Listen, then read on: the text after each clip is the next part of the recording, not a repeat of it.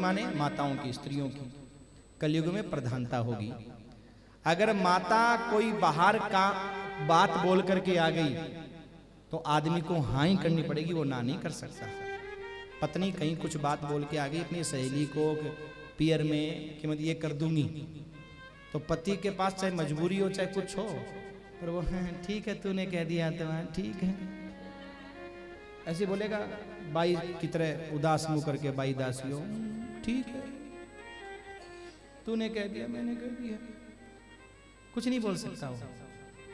आदमी कहीं कुछ बोल करके आ गया अपनी माँ को, अपनी बहन को, और घरवाली से नहीं पूछा, बिना पूछे बोल के आ गया, मैं गारंटी से कह रहा हूं उसकी बात हो ही नहीं सकती पूरी,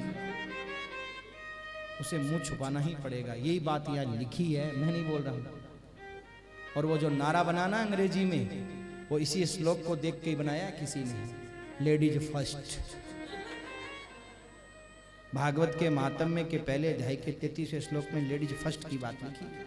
तरुणी प्रभुतागे, माताओं की बात की प्रधानता होगी, माताओं की चलेगी महाराज, आदमी की चलेगी नहीं। पुराने जमाने में कहते थे कि मर्द के जुबान होती है, और जिसके जुबान नहीं, जिसकी बात का भरोसा नहीं, उसके बाप का भरोसा नहीं, ऐसा कहते थे पुराने जमाने में। बहुत कठोर बात कहा करते थे, पर महाराज कलयुग में ऐसा नहीं है। पुराने जमाने में लोगों की मूंछों का सवाल हुआ करता था, मूंछ रखते थे लोग और ऊंची रखते थे, नीची नहीं हो जाए महाराज, ध्यान रखते थे कि नीची होने का मतलब क्या हुआ, बात का गिरना यानी मूंछ नीची होना, तो ध्यान रखते थे कि हमारी मूंछ नीची नहीं हो जाए, और हमेशा उसको ऐसे हाथों से ऊंची करते रहते थे। पुराने आदमी जो मूंछ रखता है उसको देखो आज भी ऐसे ऊंची करता रहता, हाथों से ऊंची करते रहते थे ऐसे ऐसे। पर भैया अब वो चीज नहीं रही, मोट्यारो मूंछ नीची कर लो, क्यों?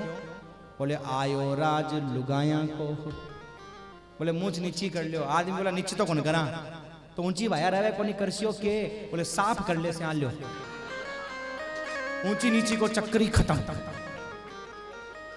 साफ कर ली महाराज। आदमी ने अपनी मूछें साफ कर ली इस चक्कर में, ताकि पता नहीं चले किसी को हमारे घर में नीची है ऊंची है। हाँ साफ कर ली महाराज। सजनों यही बात यहां लिखी है, मैं ये आपको मजाक लग रही है, सच में लिखी है। मतलब श्लोक संख्या बता रहा हूं आपको, भागवत के महात्म्य के पहले अध्याय के 33वें श्लोक में, कि कलयुग में ये होगा। हाँ? और अगली इस श्लोक की पंक्ति क्या कहती है, शाल को बुद्धिदायक, घर में कोई भी काम करना होगा तो महाराज भाई भाई को नहीं पूछेगा, फिर बोले भाई भाई को नहीं पूछेगा। जब भी कोई काम करना होगा तो आदमी अपनी घरवाली के भाई को पूछेगा। घरवाली का भाई क्या लगा, साला। कोई भी काम करना होगा महाराज, पता है भाई को पूछते ही नाराज हो जाएगी, और अब उसके भाई को पूछ लो तो खुश हो जाती है, जी राम थे बहुत चौथा आदमी है। और वो अपने भाई को पूछ ले तो कर्म फूटा तो तुम्हारे पीछे आई, गुलाम हो अपने भाई मार बाप के।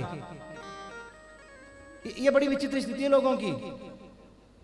एक माताजी बोली, बोले महाराज मेरा जमाई तो बहुत अच्छा है, क्यों? मेरी बेटी कहती है उठ तो उठ, बैठ तो बैठ, रात को 12 बजे कह दे कि मुझे मायके जाना है तो मेरा जमाई थैला लेके चल देता है महाराज, 12 बजे, चाहे कितना ही थक करके आया ऊपर चल देता है। तो माताजी खराब कौन है? बोले खराब तो ये बहू है। क्यों, ये क्यों खराब है माताजी? बोले इसलिए खराब है महाराज, काल की आईडी आज मेरे बेटे ने काट कर ली, कल की आई हुई मेरे बेटे को कंट्रोल में कर लिया, वो जैसे नचाती है वैसे नाचता है। यानी मेरी बेटी नचा रही है तो अच्छा है? पर दूसरे की बेटी नचाती है तो भैया उदो कर्मन की गति न्यारी, समझे? हाँ?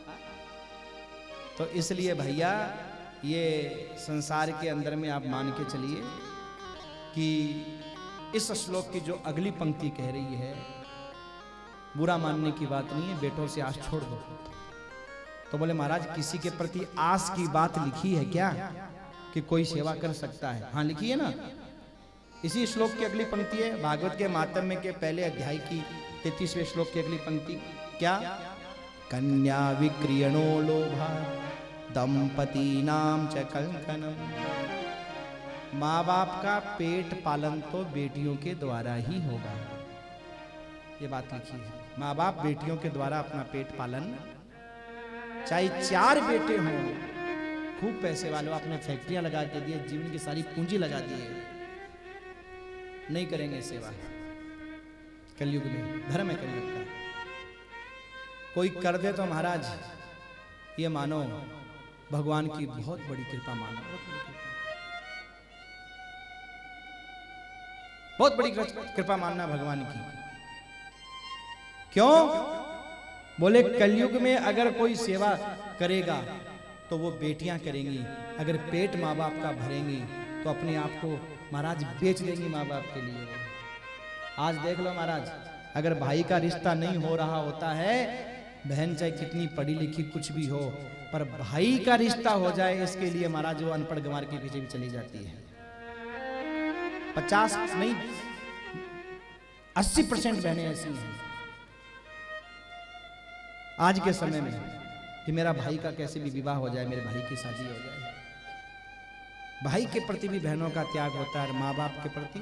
बेटा पास में होता है मगर कभी माँ बाप गिर जाए और कर जाए तो महाराज कहता है नाटक कर रहे हैं, हाँ ऐसा बोलते हैं। पर बेटी महाराज दूर होती है तो भी महाराज बार बार माँ बाप को पूछती है, बार बार माँ बाप को फोन करती है, भाई को कहती है भाई हाँ ये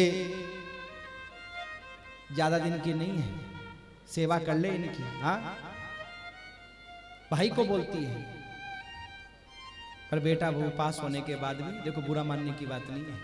हाँ कोई बहू अगर टीवी देख रही हो तो प्लीज उस टीवी का बटन बंद मत करना, मैं आपको बोलूँ। कई बार ऐसा होता बंद कर दे महाराज की। बहुओं की बात तो बोलते नहीं, सासुओं की बोलते। मैं जो लिखी है वो बोलता हूँ, जो लिखी है ना यहाँ पर वो बात मैं बोलता हूँ। मैं न बहू की बोलता हूँ न सासुओं की बोलता हूँ, न मैं बाप की बोलता हूँ न मैं बेटों की बोलता हूँ।